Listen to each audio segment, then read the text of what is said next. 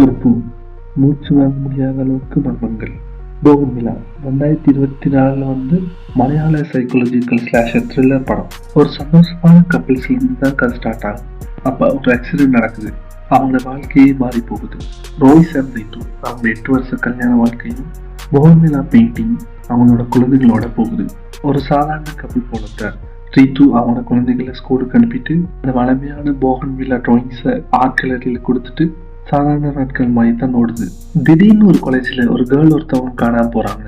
இந்த missing case விசாரிச்சுதான் ACP டேவிட்ன்றவரு அவங்களோட வாழ்க்கைக்குள்ள வராரு. இதுல இருந்து தான் கதை ஆரம்பிக்குது. பல மர்மங்கள், போகன்வில்லா பெயிண்டிங், ரித்துட வாழ்க்கை, ரித்துட ஞாபகங்கள் எல்லாமே சந்தேகங்கள் ஏற்படுத்துது.